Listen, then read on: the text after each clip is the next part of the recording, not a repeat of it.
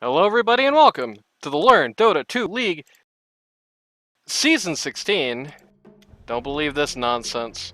It's not true. Season 16, Week 4. Today we're looking at Team Dusty taking on Team Reedy in the first of 6 hours of Dota I've got to record all by myself all in a row because nobody wanted to record this week. Hooray. Man, maybe we should just start taking summers off in the LD2L. Oh, but I do notice that the Dusty lineup actually does have its full roster today for the second time in this entire tournament, which is great considering we're in week 4. And by second time, I mean literally the second game. They even had a stand-in in one of the two games when that happened. Serious when that happened. Bounty Hunter, Windrunner knocked out immediately, not too surprising there.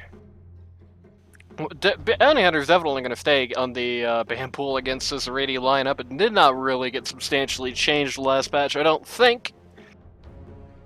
I mean, it literally didn't get changed, but even in the function of, like, you know, matchups, like, you know, nobody who Bounty is bad against got buffed, and nobody who he's good against got buffed either.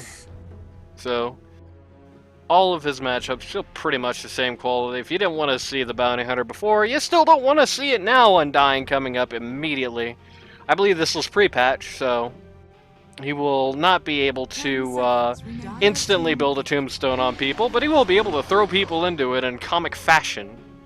Spirit Breaker coming up to follow.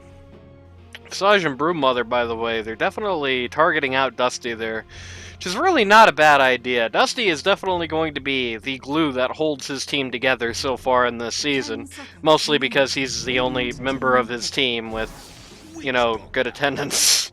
Him and Maniac are making most of the dates, and nobody else is, you know, especially not the Doughboy. Witch Doctor coming up here as well. Spirit Breaker, Witch Doctor, very nasty support duo if that's what we're going with. That's certainly a support duo I have no issues with showing first. You've got a lot of CC. Witch Doctor, somebody that needs to be taken care of, or he's going to just be a major problem for you the whole game that you can't do much about. Spirit Breaker, of course, is just good right now. There's no two ways about it. It's hard to even exactly say why he's good. It's just one of those heroes where his numbers got tuned up, and that really helped him out.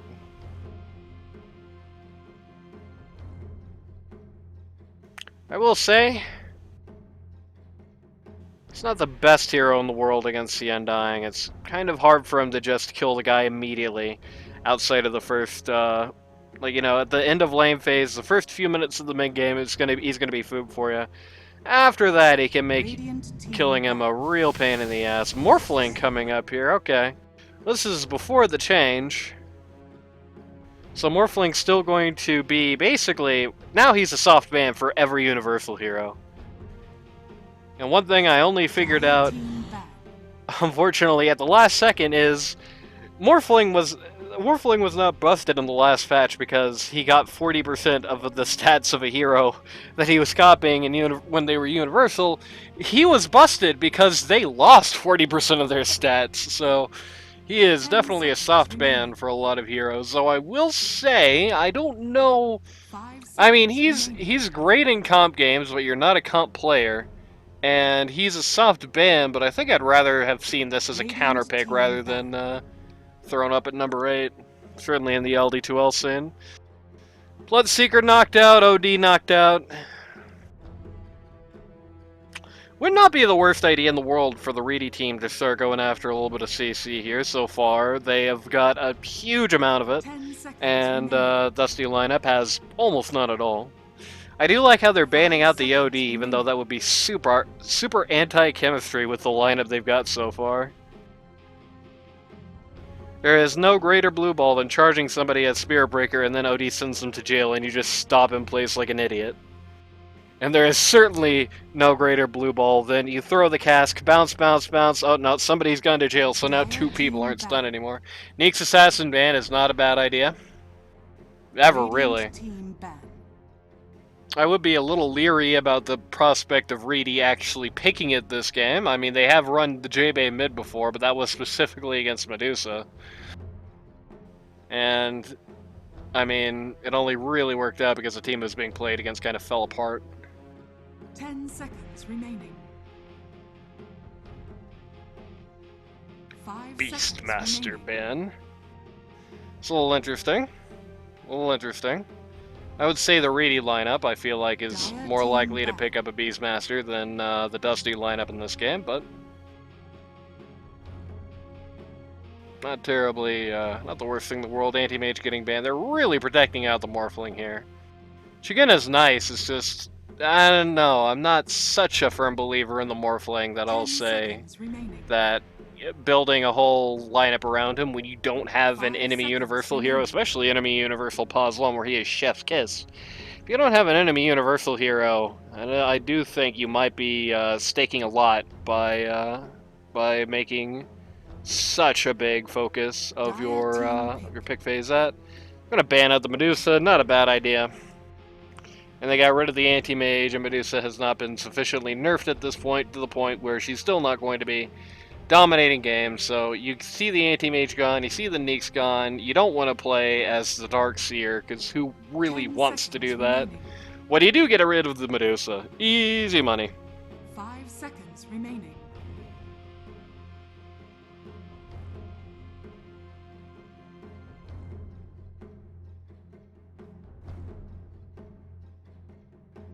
I'm gonna think over this pick here. Not a bad idea. This is the doomed pick. It's something I notice has been getting a lot of LD2L teams in trouble so far this season, is this particular pick.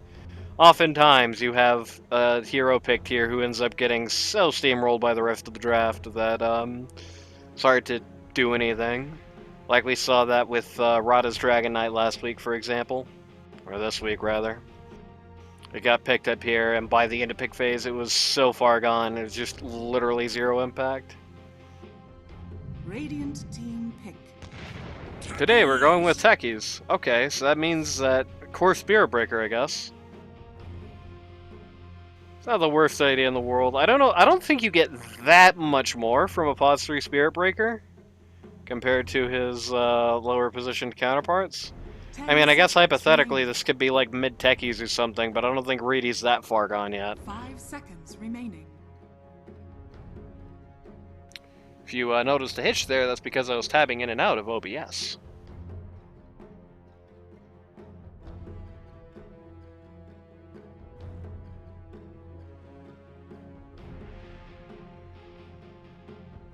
Radiant team pick.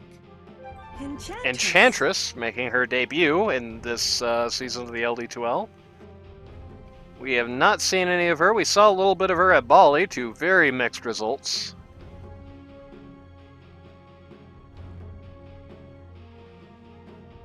Seconds remaining. It is something annoying for the Spirit Breaker. He can't really kill that very easily. He does have to commit, like, he's guaranteed going to have to commit his ult to it, basically, and he still might not necessarily get the kill. So as far as annoying things in the support line for Spirit Breaker to be dealing with, that's not too bad. And being able to get rid of, not get rid of, but really bring down the Spirit Breaker with a support rather than core pick is always pretty good. Liking coming up here. We're going with a... We're going to have a whole goddamn club. Somebody's going to have to be building auras, or else this team has lost its marbles. Look at all this crap. See, maybe they would have ran the Beastmaster after all. I guess it was a very insightful ban there. They just knew Dusty was going to bring out the whole goddamn zoo today. And, you know, you got Morphling there who's going to be able to, like, get creeps himself. Just turn into Enchantress for him and then enchant a creep, and there you go.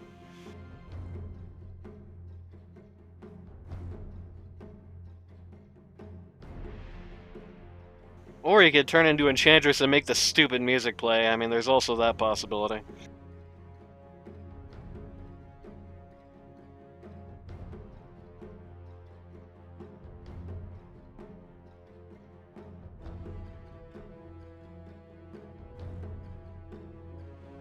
There is still a massive deficit of CC on the Dusty lineup. They have one stun on the entire team, and it's really crappy unless Morphling is all strength. And somebody like Phantom Lancer has a pretty good ability to capitalize on you not having any of those. Really, the only thing in PL's pat afraid of on this entire lineup is 10 seconds the remaining. Tombstone and Morphling's Q. So that means for approximately 5 2 seconds seconds in a remaining. team fight, he's going to be under massive pressure, and then he's just not going to care. So those 2 seconds better count. Dire team ban. You have to intelligently ban here. I do think a good final pick, presumably mid. And they could be doing like morph mid or something, but presumably mid for Dusty's lineup. Both lineups, in fact. Getting rid of, funnily enough, Radiant team ban. yeah, that would have been okay for them, I think. Avoid Spirit pick here. Wouldn't have been the worst idea in the world. Magnus ban is not by any means a bad ban in this particular lineup. That could make PL's game turn from beautiful to nasty very quickly. 10 Still not seconds addressing their remaining. CC gap, but at this point, you just gotta kind of let that go. You just gotta kind of accept 5 we're gonna need seconds lots of remaining. Rods of Atos, we're gonna need some Bashers, maybe Diffies. We're gonna need to slow some folks down, we're gonna need to do it through items on the Dusty lineup. Getting rid of the Timber Saw here. No, that's not a good idea when you've picked Morphling. That's not a good idea when you've picked Radiant Morphling, team and that would have been an awesome thing to turn into to deal with PL. What the hell? I know the lane's not good, probably. Or at least that's what people think anyway. I don't think that's actually the case at an LD2L level. But Jesus, just let the man through and turn into him. You'd make him nothing. 10 seconds remaining. You make him nothing, and then you're really good against 5 PL. I don't know. That seconds seems very that seems very misbanned to me.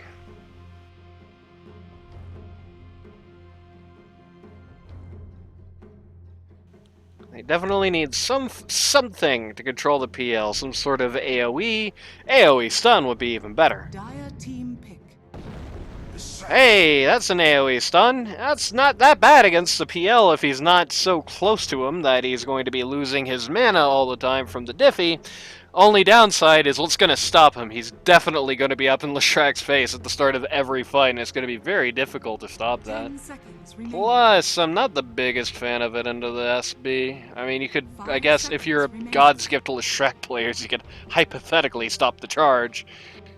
But, you know, Leshrac is always going to have to be watching his back at mid, especially if it's anything that even looks like an aggressive mid coming up here, which, I mean, they could certainly spare. An Ember Spirit here wouldn't be too bad. Be able to ignore the Enchantress passive, ignore Undying, follow the Morphling and the Lycan to a lesser degree. Flame Guard means you don't care that much about Lesh. That would be a pretty awesome play here. And you have enough stunned you can facilitate you doing funny things.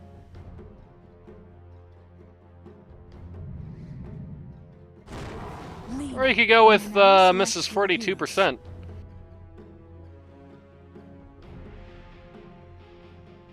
Yeah, I don't know. I'm not that big of a fan of the Lina in this scenario.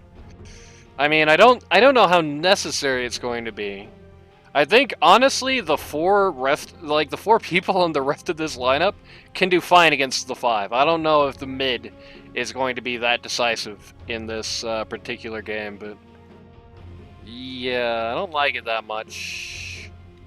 Feels like once Leshrac hits 6, you just have to leave the lane, and that's it. You're really going to be dependent on Giraffe on the Spirit Breaker, getting in and getting rid of him early. Because you're not really going to have that much of an ability to just stop him. You know, he can just throw lightning on the wave, you can hit Q on the wave, and both of you just eliminate the wave right in the middle, and nobody cares, nobody does anything. Except his hero is okay, and Lina is, like, dog water right now. You know, again, misses 42%. For a long time was the lowest win rate hero this patch until Doom got nerfed to get thrown down there. And then he got nerfed again because one guy was playing him while at Bali. Because that's what we like to see in our balance changes.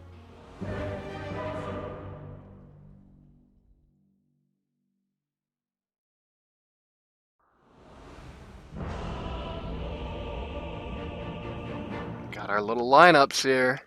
It's gonna be exciting. No, it's not really gonna be all that exciting. I think this is Generally, for the most part, I would give this to the Reedy team draft-wise here. I think it's going to be pretty tough in particular.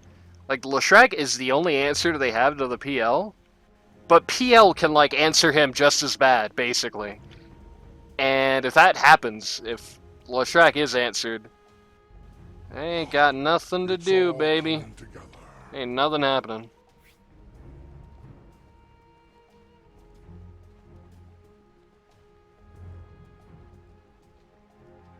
Looks like J-Bay and Beryl were singing to each other in the chat pre-game. Perhaps it's time they got themselves a room. Reedy has been spotted out around this rune, but he's just walking away. And I mean, with no CC 30 seconds to except Split Earth, which you're not going to hit a PL with, I promise you. No CC at all, it is quite unlikely that any substantial danger comes down for the Reedy lineup during Rune Phase. Really, if anything, Reedy's lineup has a pretty okay level 1, but they are not going to exercise their rights to that concept. I don't know why Reedy's here. This is interesting. Maybe he thinks First Blood's in the table? I guess he does. They are going to go for First Blood here after all. Beryl does get the bounty rune. Which is going to make this slightly less worth it. They don't even get it, so no, it's totally not worth it, yeah. I mean, if you're not even going to get the kill, why even stay on the rune spot, right? Or why not at least have you be the guy standing around the bot rune spot? I don't know. Very odd. Not the most well executed pregame. So Dusty team gets to come out with an additional rune for losing very little during the process. Okay, good. I was worried during pick phase that at some point maybe they made Enchanter ult. That had not become the case. Alright. Well, with that being said, I see no better time than now to do our brief rundown. So, on Team Dusty, Pause 1, you've got Doughboy making his second ever appearance in this team. On the Morphling, Pause 2, you've got Maniac on the Leshrac, the Mani Leshrac. Pause 3, you've got Dusty, captain of the team, on the Lycan here. I like how many Pause 3 captains there are this season, considering that there were like 2 total in the entire time I've been here. Okay. I'm gonna bully him a little bit here, but nothing too bad. Pause 4, you've got the Barrel Rider, straight from hell, on the Enchantress. And pause 5, you get, well, that's pause 5, pause 4 actually.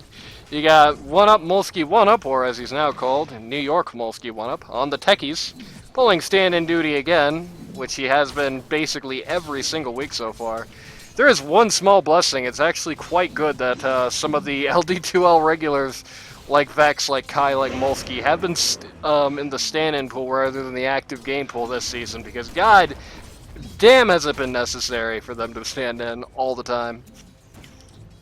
Wait a minute, no, Molsky's on the other team. Whoops. Bliss on the Undying, pause 5. Molsky is not a traitor. Not yet, anyway. Bliss is actually the pause 5 on this lineup, on the Undying. I just looked at the wrong team in this lane for some reason. Before we get on to the other side of the coin, gonna watch this little fight play out here. Molsky is First Blood. Giraffe is Second Blood. Okay. Double kill for the Undying in this lane. It's not that surprising. This is a terrible lane in Undying, unfortunately. Either way, on the other side of the coin, on Team Reedy, pause 1, you've got the Phantom Lancer, being played by the man himself, being played by Reedy, who hopefully is not going to do what he did the week prior and pull a Greedy again. Pause 2, you've got J-Bay on the Lena. Pause 3, Giraffe on the Spirit Breaker. Pause 4 is Molsky, is on this team, not the other one, on the Techies. And pause 5, you've got Sabo on the Witch Doctor.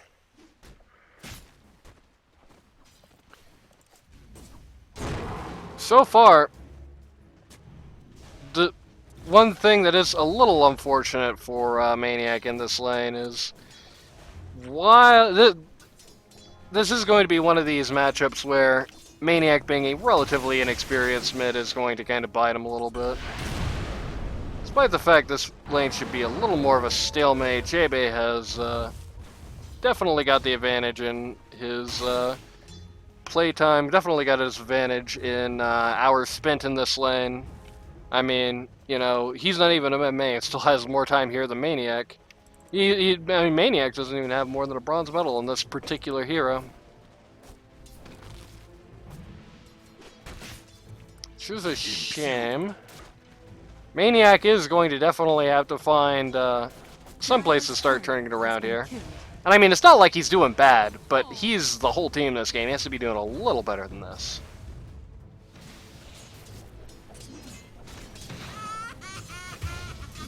Oh, okay. Random kill on the Enchantress here. Let's just see. Okay, this is just Maledict plus PL being PL. It's just not fair.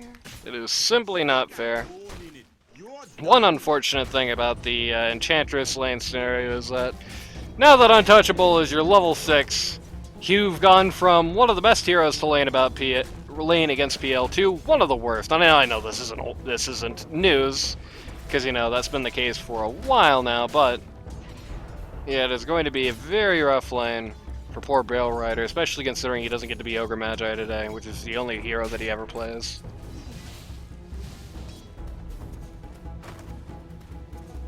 I bet you Spirit Breaker's bringing in the Magic Wand. No, actually, he's bringing in Phase Boots. Well, part of Phase Boots. This is interesting. He called the Courier for an item that he's not even finished with yet. A little odd, but we'll take it. I'm gonna go in again here, trying to get rid of this Morphling. They're gonna do most of his HP, but again, neither of these guys offer anything to do about the Undying in this lane, so Bliss is gonna have pretty much complete control down here. Gonna be just like Season 15, or Season 14 for him once again. Sabo, up here in an encounter with the Barrel Rider, almost got knocked out, but is holding on here. And that has given the Lycan a little free space to get something done up here.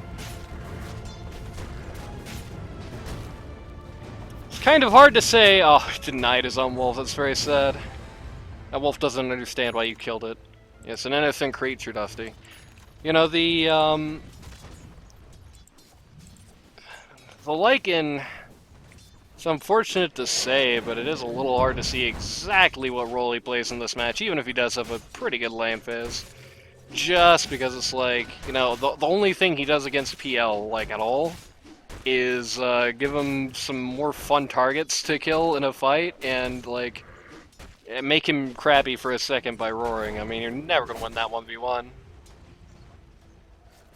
Not unless he really falls off the face of the earth. And he is going for the old zoo. So, that is something to look forward to.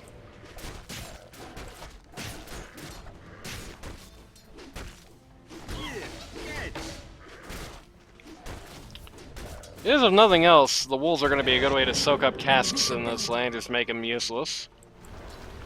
Of course, you are gambling while doing so, but hey, it is something you can do. Undying pops himself a Clarity. Still just in total control over here. It is notable that even though Morphling is in undeniable control of this lane, oh, he only, like, went an inch, okay. A bit unfortunate. Actually, you're turning this around, wow.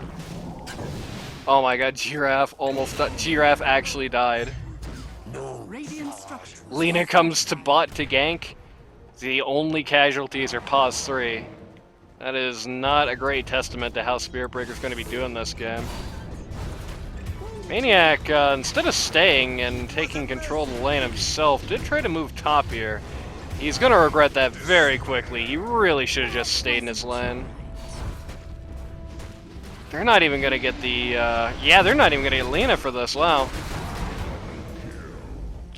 Well, if there's one thing you learn from that scenario, it's that just because the enemy mid leaves lane doesn't mean that you or yourself are actually obligated to.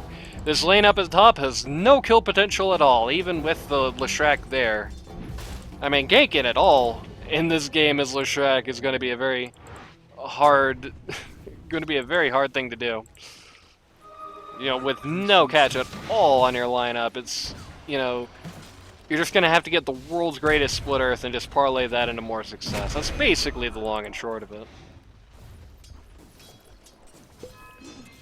Dire's Wolfsky middle hits his tower clarity. is under attack.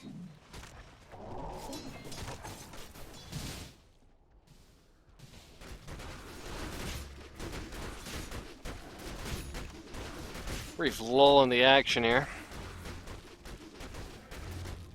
Despite the relative lack of success there, so far the Radiant does have a bit of a leg up here in terms of net worth. A lot of that is because of the Undying here. You're gonna have to be careful, make sure this guy doesn't just give up a streak.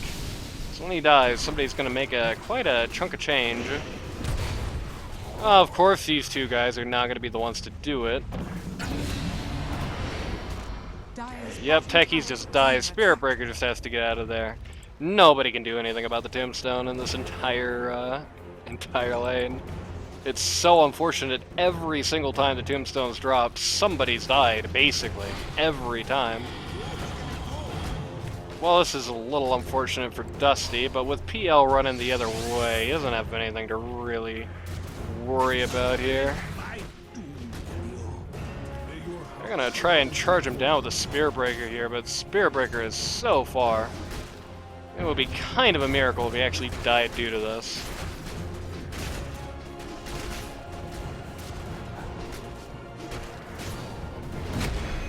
Well, Come on, sprites. see if a miracle can happen.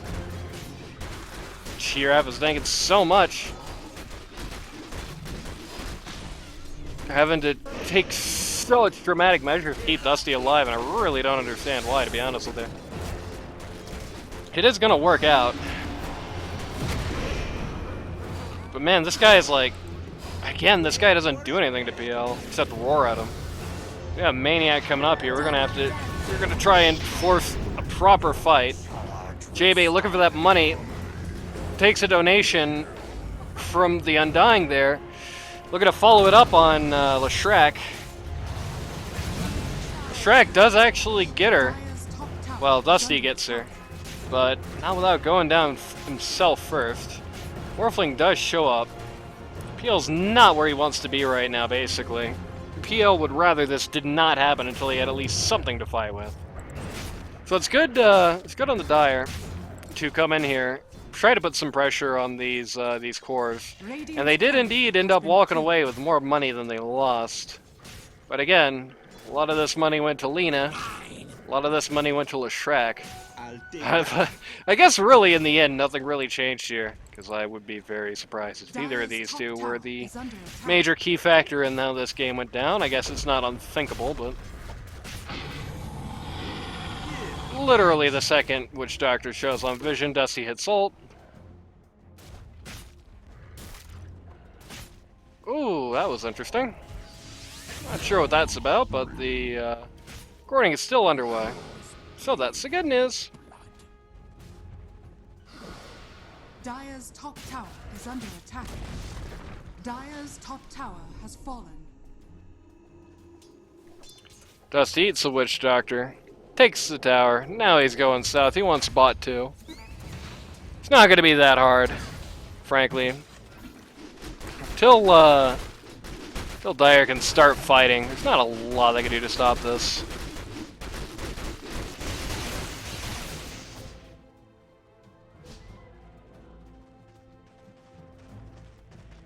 And Dire can't exactly start fighting quite yet.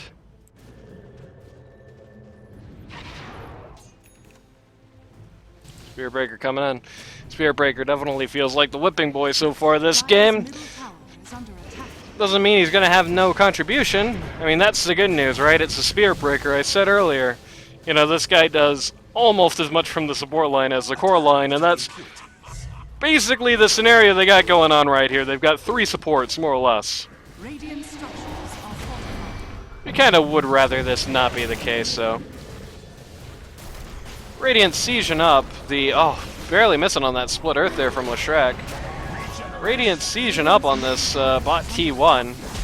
That's slightly unfortunate timing. The Lena ult comes out right before the Witch Doctor Maledict does. Undying is still going to go down. Not as fast or as efficiently, and that's going to allow Dusty a place to kill the Lena. Gonna eat out the support line.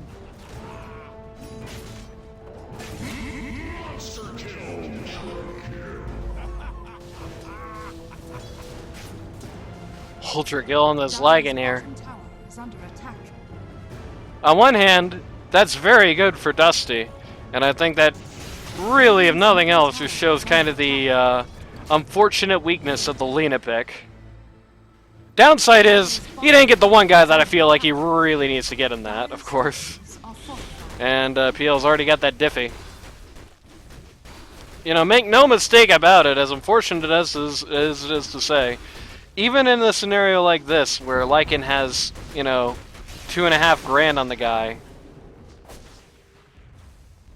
it is still quite hard to say, like, it's very likely PL's going to be able to 1v5 this game, even if his team falls apart around him. So the Radiant are definitely going to have to keep up these heavy offensives, keep up heavy pressure. If they stop, if they give PL any space to breathe, they will be punished for it in no uncertain terms. Leshrac here is going to lose about half of his mana because PL hit Q at him one time, and immediately calls in some clarities.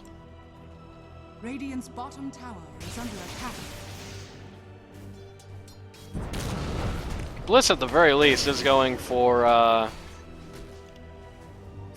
auras here. He's going for Holy Locket plus Mechanism, which is a nice combo. Is going to help give his team a lot more time to play once Reedy starts to get more and more online. Radiant's bottom tower is under attack. We're just going to siege up mid T1 here. Really nothing to be done. Lycan's already got his Super Vlads. And so he's already got the Shaman Baseball player out with him. Dire's middle tower is under attack. Radiant's bottom tower is under attack. Spearbreaker charging right through here. Once again, you see the, not once again, but perhaps for the first time on camera, you see that awkward Spearbreaker and Enchantress interaction. He didn't have ult at all there, so he had no real viable way to kill her. Radiant's bottom tower is under attack. Creeps are doing a number on the spot T1 here. I do gotta say, I think it wouldn't be the worst idea for Spearbreaker. Radiant's middle Just come tower down here, is get under rid of attack. this. PL is going to be down here and do the job instead. Ain't a bad idea neither.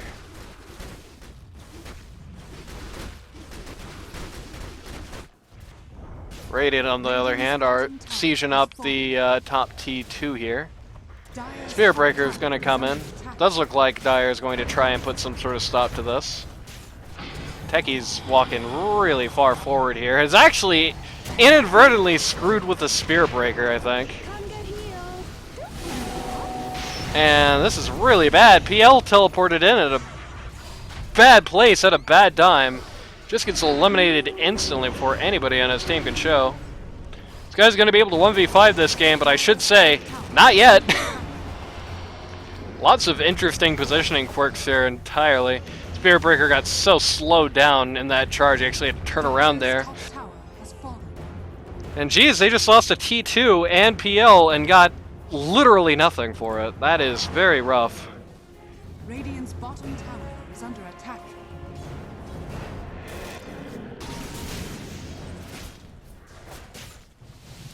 Spearbreaker is going to charge into 5 now and die. I really gotta question this play.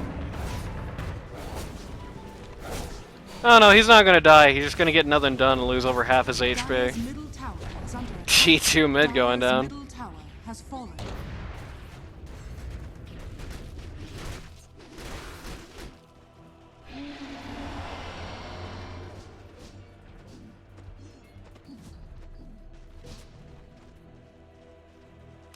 PL's going very quickly for the Ags here.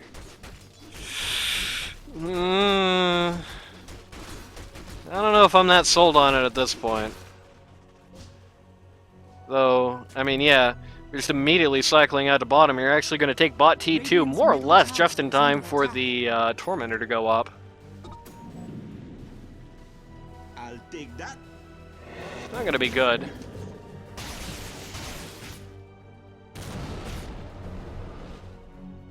Would not be the worst idea for Dire to just rotate out top, maybe?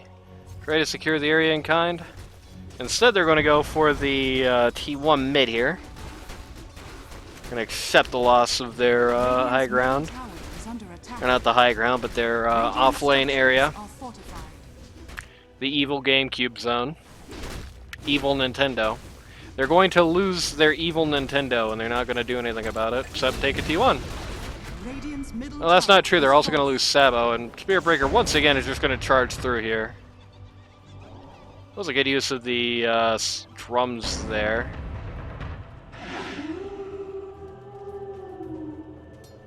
That was a massive waste of time. Oh my god, 2 boots. That was a massive waste of time on the part of the Radiant there. We're just chasing a Spirit Breaker they had no hope to catch for a very long time. It was looking a little like not much is going to be done as a result of this, though. Dire's structures are fortified.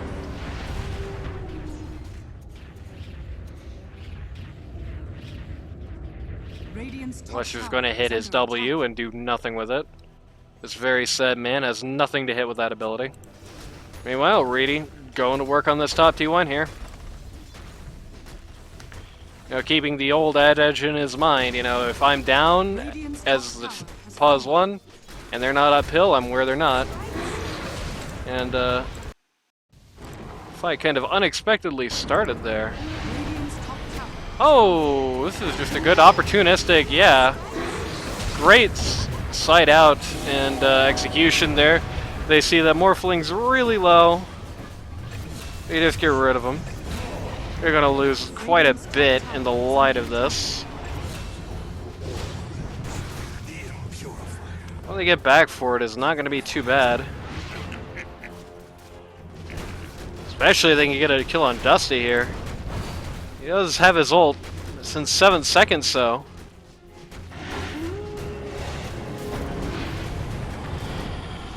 Just barely gets it out there. J-Bay does not realize the cooldown on it because he can't see that.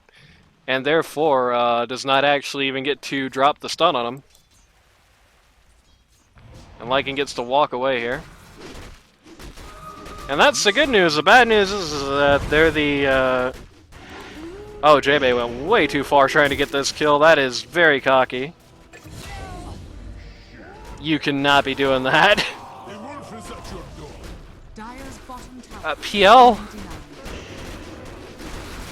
PL, I know you're balling this game, but don't stay here.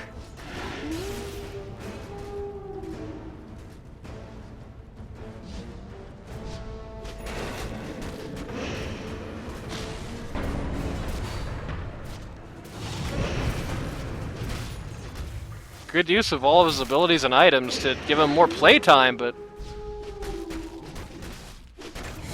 I should have just hit the Tormentor, that would have been funny. Yeah, Reedy and J-Bay both overstay down there. It's really hard to say exactly what they thought they were going to get for their time.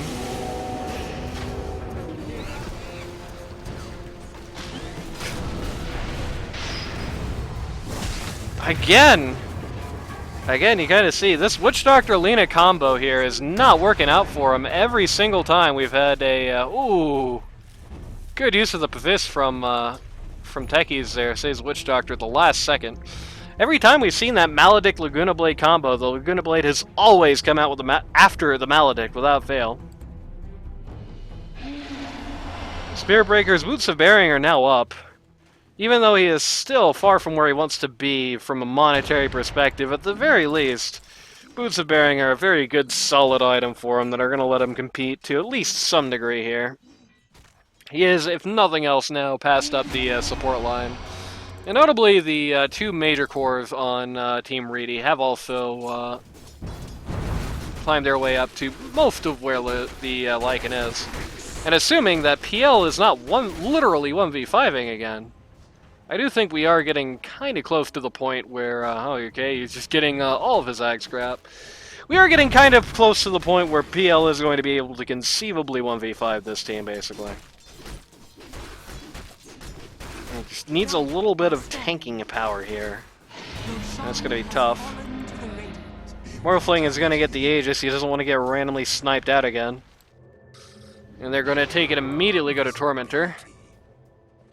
In the confusion, I did not really note it, but it was the Enchantress who got the first shard here. As if this team didn't have enough healing and sustain. Radiant's middle tower is under attack. And Maniac is the lucky recipient of one Aghanim shard, which is not a bad thing for him to get at all. Downside is somebody made a big old stack up here in the ancient camp, and Reedy is feasting on it. If no one finds them, that is not by any means, yeah, a bad take. You also found a Vimbrace in that, as the Italians say. Well, then he's gonna hate.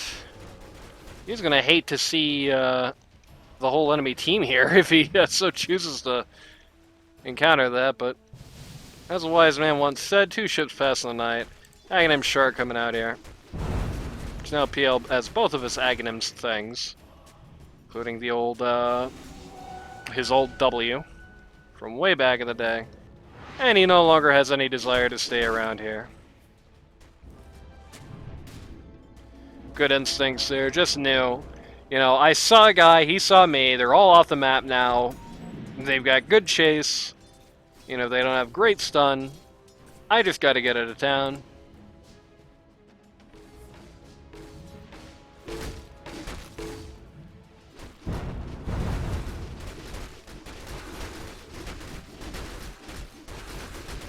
This is a bit unfortunate for Lycan that he's, his eggs is going to be watered down a lot by the PL here. Who's going to try and push out this mid lane as the other team is working on his top. Does look like there's some desire to just get rid of this guy here. It's going to be a little hard, though. Notably, he does not have TP. Radiant's middle Dire tower is there under attack. did figure, I think, a little correctly that Radiant are going to be split up and are holding their own at high ground while PL is going to take this T2 for free. This is not a good sign. They're like the early game super aggressive pushing team. They're losing a T2 at 25 minutes to one guy. Not being able to crack uphill during the time, not the best situation to be in, frankly. PL is now going to be up here as he would like to try and get a kill on this Lycan. Or at least force an ult out of him. Ult is now forced. Lycan is now dead. Okay, Godlike Street just went to PL. And that is kind of the unfortunate reality of what I was talking about earlier.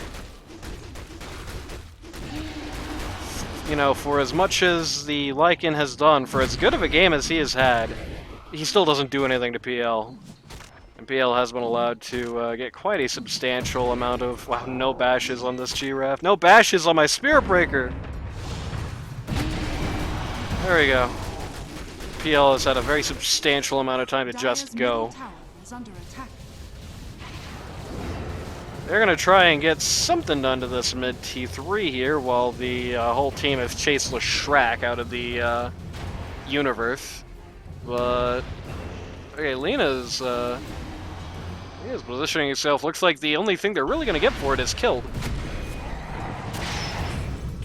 May not have needed that Laguna Blade, but hey, you know, there you go.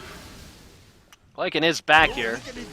Sport should not assume that they're just going to be A-okay.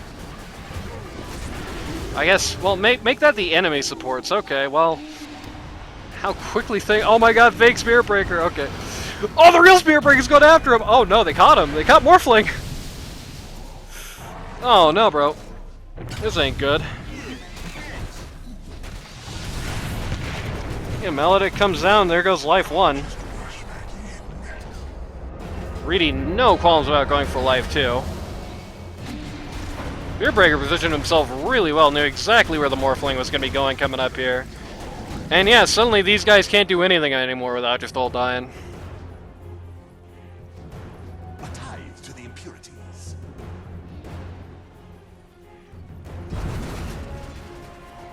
Again, you know, despite how... Okay, goodbye, Maniac. Just randomly dies here. Despite how good things look for so long for Dusty, it's just so hard in this matchup. So hard for him to play against this PL, the Spear Breaker, even. You know, he didn't have to worry about Spear Breaker for so long because he meant so little. But with these turnaround kills, Spear Breaker, you know, he's also got a Gossamer Cape, that's nice. Spear Breaker's gotten that all-important XP he needed.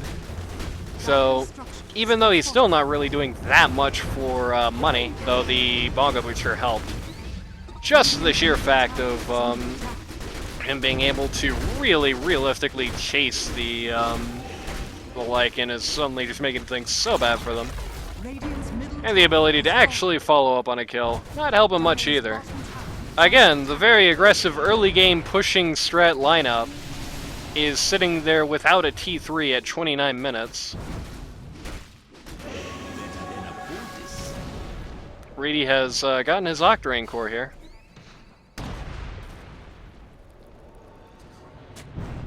Bliss still hasn't even gotten his Guardian Greys. That will probably help them quite substantially when those come out. This is kind of the sad part about having your Grease carrier is that you can very easily end up in situations where, you know, like this, Morphling is just kind of in a loop of repeatedly dying. Like, look, they can't even punish this. Ooh, man, they're dropping a lot on Mr. Giraffe. Oh, man. Luckily, they have so much healing, they can't actually conceivably get the kill. Oh, that Lena there anyway. Oh my god. Nature attempted to attend to Enchantress, but it did not last. This huge swathe of PL illusions is still just tearing things apart. You know, once again, like I said at the start of the game, yeah, sure, Leshrack's a pretty solid answer to PL, but PL can answer him just right back, and I think that's what we're really starting to see at this point. The Octarine core just doing a lot of work for this guy here.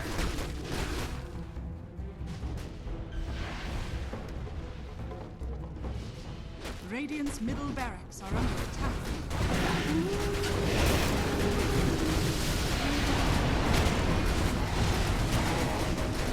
Jesus, even Morphling's just gonna die in a half second. Is it call it Vex time or what? I mean, I guess you could always hypothetically rat out of a game that looks like this, but I mean, it's gonna be so hard to get anything done.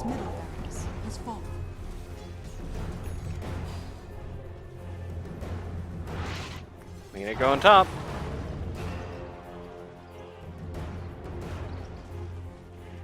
It's actually at the top of the net worth chart. But sadly, if you look at the damage charts, not as much to her favor, frankly, though I mean, in fairness, this is a very biased example. Just almost went right back. This is an unfortunate scenario where Roche is not going to be around anytime soon. They do have their Tormentor to play with if they want to do something with this downtime that's still in this lane. Well, they are going to do something with this downtime. It's called push this T2 down. I'm going to stalking through this GG jungle, hungry for Morphlings. She actually has a Philosopher's Stone, it's kind of funny. Heggies has himself a halberd, wow. If things weren't unfortunate enough for this Lycan, she just got worse. He's got 2 BKBs queued up, that's how much he hates the prospect of getting halberded at the wrong time, but of course, BKB, not the perfect counter. Stops it from being used on you, but does not stop the halberding in progress.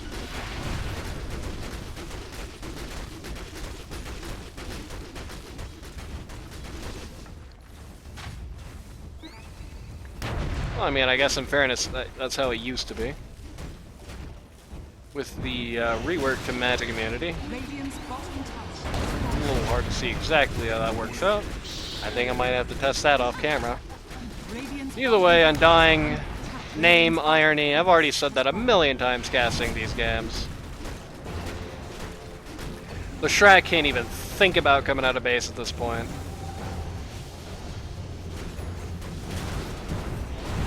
Barrel is asking, would you like to dance? PL is giving his very firm response. Dire's top No. tower He doesn't even respect the statue enough to actually kill it from full.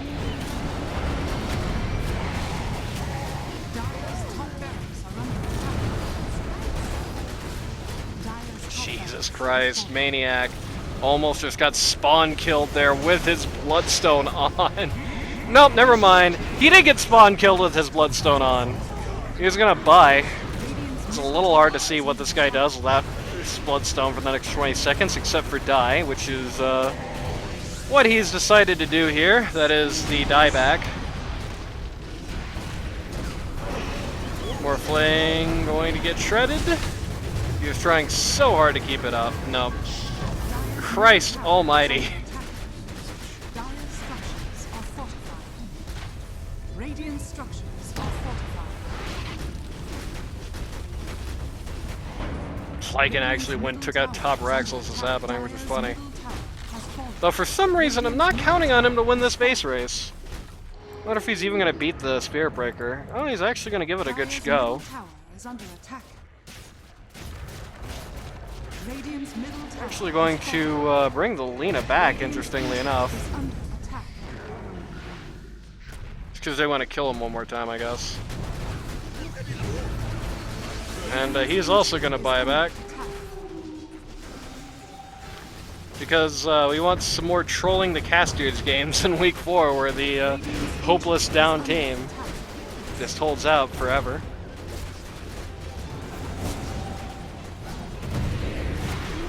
Radiant's ancient is under attack. Poor Enchantress. Jesus Christ, literally got 3 steps out of the spawn and then just exploded. Bliss here, you would never know that Bliss had like one of the best starts in the entire season so far. Looking at where he's ended up at this point. Radiant's ancient is under attack.